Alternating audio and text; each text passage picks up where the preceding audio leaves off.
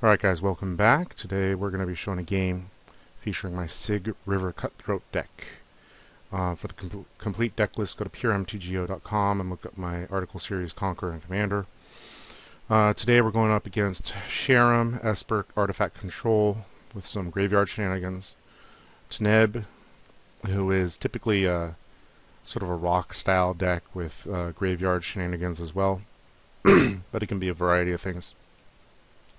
And Dakkon, who is Esper Control as well. So it's going to be an interesting mix. I've got a bunch of land here and two good critters, so I'm probably just going to keep that. I draw Sakashima. Creeping Tar Pit's nice because, you know, it's an unblockable creature when you want it to go out and get some 3 damage or something. I draw a fetch land and crack it for Underground Sea, and I play Sygg. Usually Sygg is a pretty good turn 2 play. Talisman of Progress, Soul Ring, Mystic Remora. Mystic Remora is a good card because people just can't afford to pay the tax. I bring out Withered Wretch so that I can start doing 3 damage next turn. Trinket Mage for Soul Ring, and that's a card from the Remora. You have my Elder.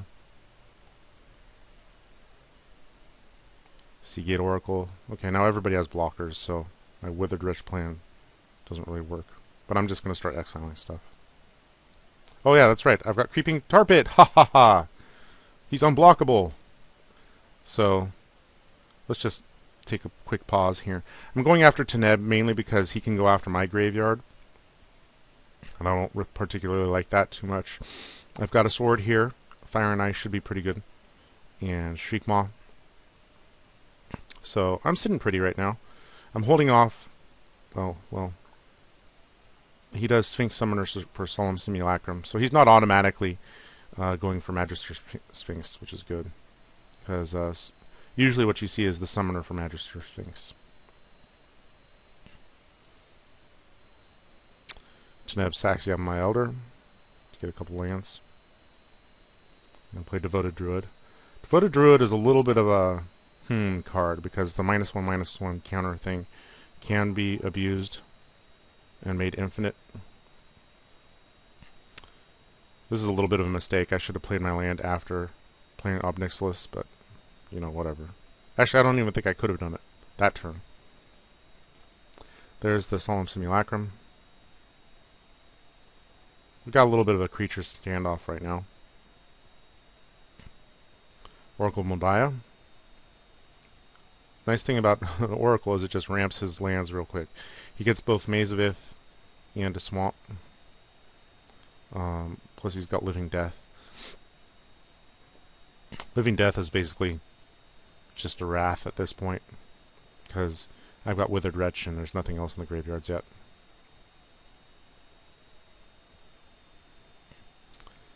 Dakkon continues to pay the upkeep for the Remora, even though nobody's playing non-land cards for him. There's an Extort card. Basilica Screecher. Oh, I got rid of Nico Ono. That's interesting. 2 Ob Nixilises. Wahahaha. So I'm just sort of spreading the damage around a little bit. Dakkon takes the 6 from that Ob Nixilis, and I get to draw another card.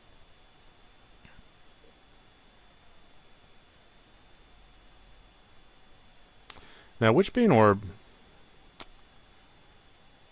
gives hexproof. Well, I mean, that's nice.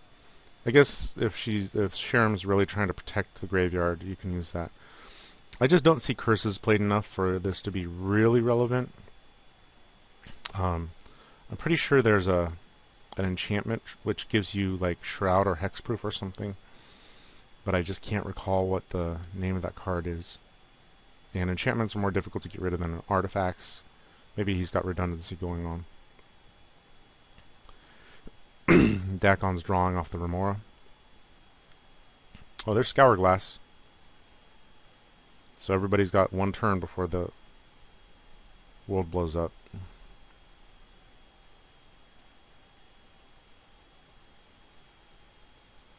There's the Living Death. So right now, Living Death is just a straight up Wrath. I guess the 2-op Nixilis will scare the crap out of people.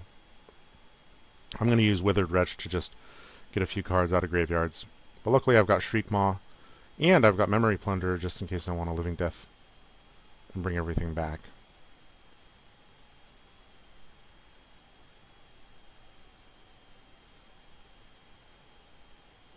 And then Teneb beseeches the Queen for Tooth and Nail. Holy cow! So, that can be bad. I mean, not real bad, but I'm sure there's game enders in these colors that I just don't know about or can't think of off the top of my head. So we leave that there. That's just a little trick I do, and I'm sure all you guys do it too, which is if there's a tutored card that's been revealed and it hasn't been played, I just leave it there until it's been played so that I remember that that person has that card in their hand. So Dakkon uses Merchant Scroll to get Mana Drain. Obviously he's going to hold the Mana Drain back for the Tooth and Nail to get all that mana. At least that's my hope. But once again, it's another tutored card. And we're going to leave it right there. Just so that we know he's got it. Sygg comes out to play again. And I have Miri, so that I can draw another card and attack somebody. Let's see if he pops the Scourglass. I'm fine with him popping the Scourglass. Ooh, Hunted Horror. Yep, there it is. Scourglass. Fabricate for Trading Post. That's interesting. Alright, so Hunted Horror isn't quite as good at this point of the game because there's no clear threat. I mean, other than the fact that Teneb has Tooth and Nail. There's no, like, overwhelming archvillain in this game. But that doesn't mean I won't play him. Knight of the Reliquary.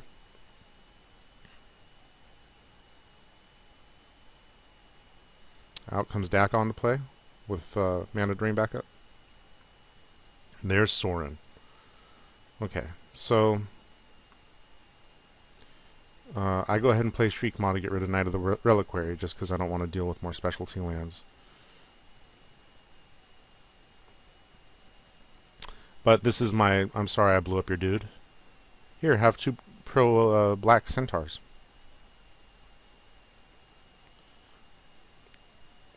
And like I said in the deck tech, this deck isn't like super competitive deck, so I'm willing to play with goofy cards like Hunted Horror. Plus, it's a 7/7 trample. I mean, for 2 mana, that's just awesome. Sharuum makes a goat. Look at the cute little goat. And then he sacks it to the Trading Post. And plays Solemn Simulacrum again. He's also got Ghost Quarter. Ghost Quarter could kill my creeping Tar Pit, but I don't think I even use the Tar Pit again this game. So we'll see. Okay, so does he attack me with his 2 pro-black centaurs or not? Or does he go after somebody else? He goes after Dakkon! Ha ha ha ha! See, so like politics works, right? Then he plays Holistic Wisdom. This is an interesting card. You have to exile the card from your hand, though. But you do get to, you know, get stuff out of your own graveyard.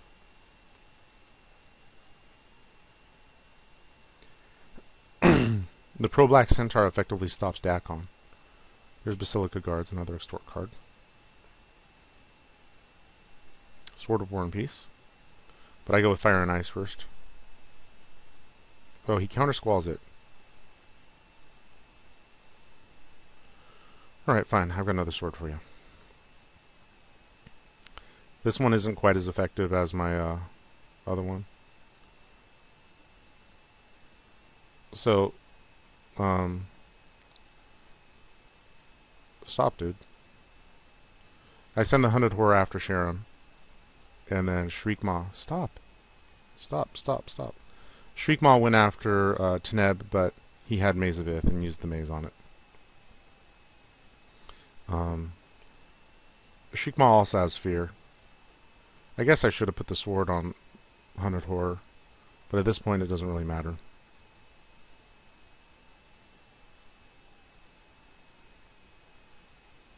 Out comes Sharuum. Sharuum brings back Sphinx Summoner, who searches up Duplicant. A lot of Duplicant targets out here. One Centaur goes after Sharuum. Vampiric Tutor with Extort from Dakkon, who then plays Austere Command. Ooh, which gets negated. What were the modes that he chose here? He destroy all artifacts and enchantments. So that's basically to get rid of my sword and all of Sharuum's fun little toys here.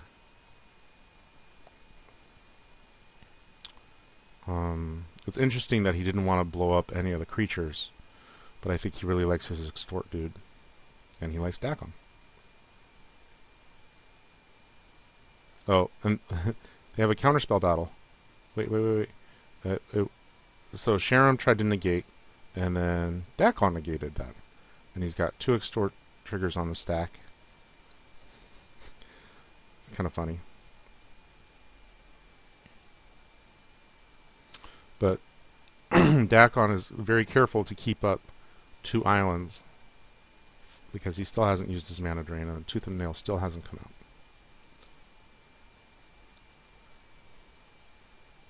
Draw Mulldrifter, that's not bad.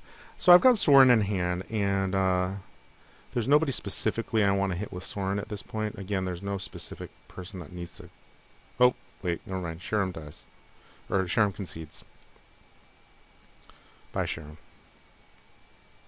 So that makes my Sorin questions a little more clear as to who's going to get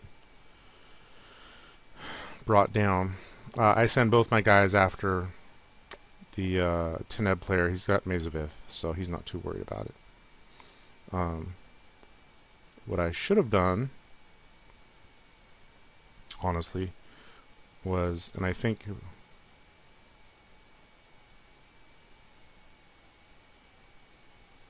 Yeah, there's Mulldrifter. For 2 ninjas. I love Silent Blade Oni. Centaur finally comes after me. I'm fine with that. And Teneb comes out. There's not a whole lot of creatures in the graveyard at this point for Teneb to steal, but he still has 6/6 flyer. Dark Confidant. It's just a ballsy card in Commander, but I don't know if you noticed, basically every card in his deck other than Dakkon has a CMC under 4. So I think he's pretty confident in being able to play that.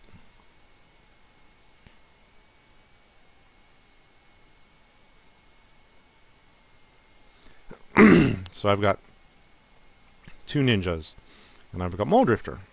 Mulldrifter seems like a perfectly reasonable card for me to bounce back. Everybody's too big for Hunted Horror now to effectively attack against. Time to bust out my Silent Blade Oni. I love this guy. Look at him. He's awesome. He's a demon ninja. Yes. And we're going to see. No, there's no Maze of Ith. I guess, Teneb could have mazed him if he wanted to. But we're going to see what's in Dakkon's hand here.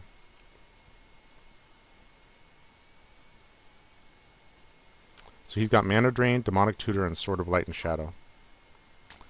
I think Mana Drain obviously doesn't help me. I'm going to tutor for something. Gilded Drake, because I want to steal Teneb. Have a Drake.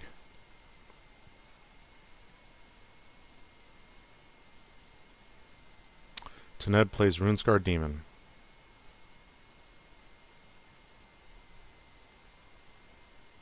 And everybody gets spread out a little bit. And Wrath of God. I do have Living Death, however. Dakkon plays a Jit. Jite. I don't even know how you pronounce that. And a sword. Play Mulldrifter again. Sakashima Student is another draw.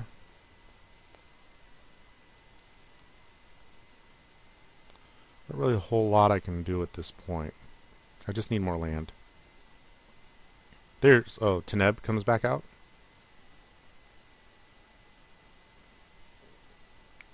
Vampire Nighthawk. Nice little defensive creature with a sword. So I Memory Plunder. Getting... Oh, I Memory Plunder for Living Death. That's right. Why did I do that? I think I just wanted all my dudes back, honestly. And I don't think anybody really had anything huge in the graveyards. Oh yeah, never mind. This is just one of those plays where you're like, okay, let's just be goofy and see what happens. Runescarred Demon comes back for Teneb. And I get 100 Horror and Obnixilis and a whole bunch of other fun stuff.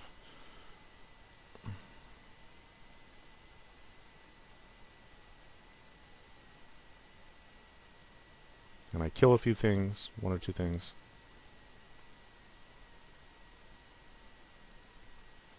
And there's Phantasmal Image. So, I gave the Centaurs to Dakkon this time. I'm going to play Phantasmal Image so that I can get another Runescarred Demon. I tutor up a land. There's Sorin. Okay, yeah, this is a mistake right here. I should have Sorined somebody and then attacked. Because if I'd Sorined, like, Teneb right here, I probably could have killed him by just going all out. But I didn't. That was dumb. And I got the land just so that I could get the double activation of Obnixilis, but I didn't actually use it. Just this was a bad turn for me right here. So what do? I go all out after Teneb, but not all out enough because, again, I should have just attacked with everything after Sorining.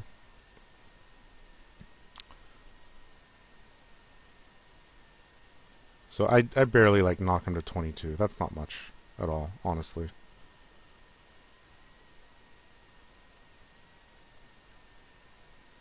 Oh, I Sorin into Dakkon. Probably not the best play. He uses Knight of the Reliquary to get Diamond Valley, and then sacks his Knight to the Diamond Valley, and then plays Austere Command. And I poke somebody with Obnixilis. There's Coffin Queen. So that's just like a blown turn for me. That was bad. Dakkon did nothing. I got Phyrexian Reclamation, though, which is good. And I use Sorin to kill the Coffin Queen. And then I get back Muldrifter. And I play it. Getting more land. There's Volrath Stronghold. Doesn't really matter. And I attack somebody with Creeping Tar Pit. Oh, I attack Dakkon. There's Cabal Coffers. And he plays Mana Reflection, which is not good.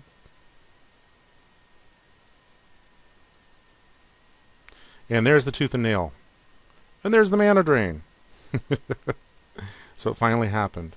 And then he plays Defense of the Heart.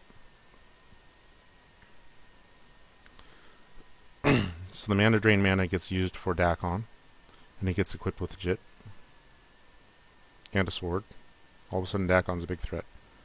And there's Shadow Mage Infiltrator.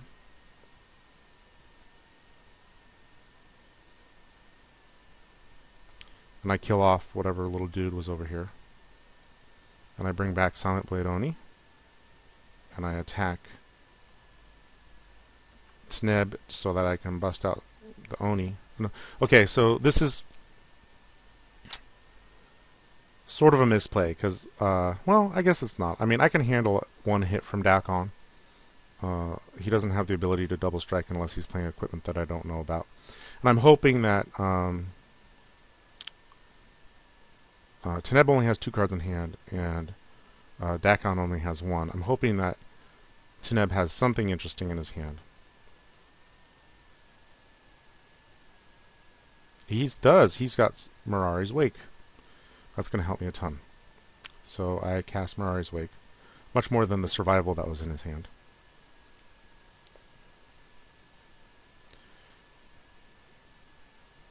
I Phantasmal Image Dakkon just to send him away. Then I play Muldrifter again. Skull Clamp. Then I equip my Muldrifter.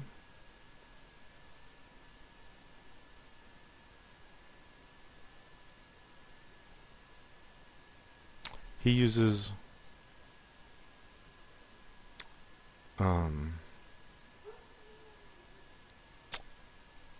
Nostalgic Dreams to get back Austere Command, discarding Survival of the Fittest. It's another nice little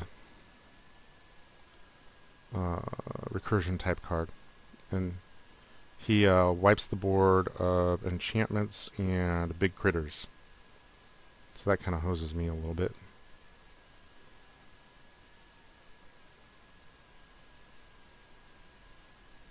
And then Teneb comes out.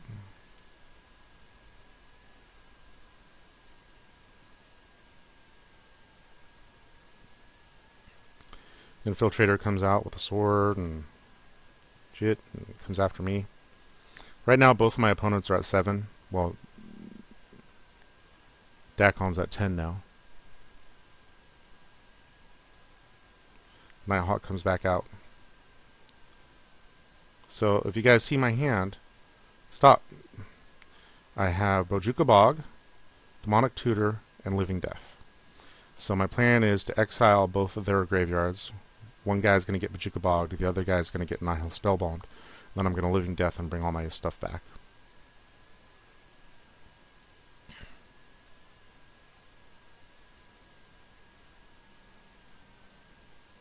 I keep using Sorin. Sorin he's up to 7 already. And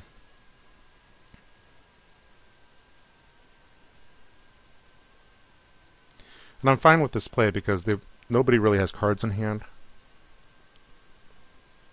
And I do a misplay. I accidentally kill... When Shriekmaw comes in, I should have killed Gilded Drake, because I'm not going to be able to get anything with Gilded Drake. And I accidentally kill Sakashima. That's just dumb.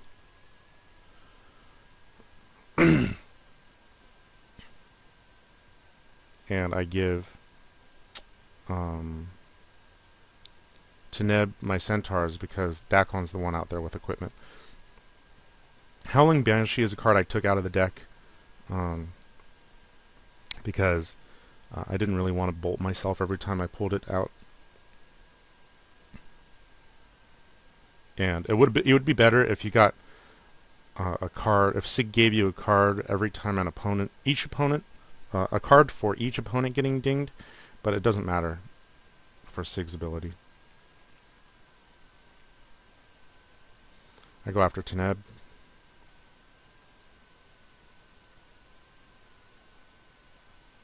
And then I play the Banshee. I discard a land.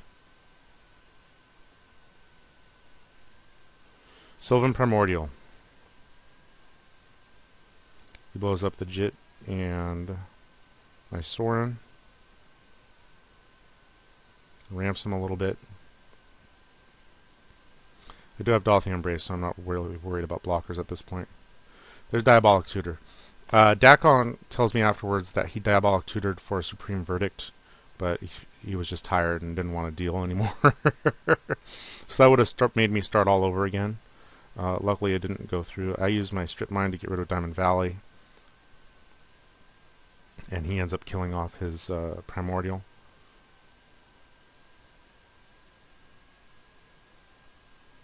And I kill off Dakkon.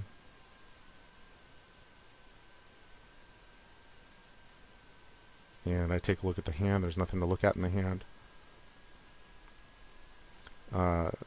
Teneb's at 3, so I'm going to play Duskmantle Seer, and I'm going to copy him with Sakashima's Student. I'm at 17. I'm not really worried about having 2 of these guys out there.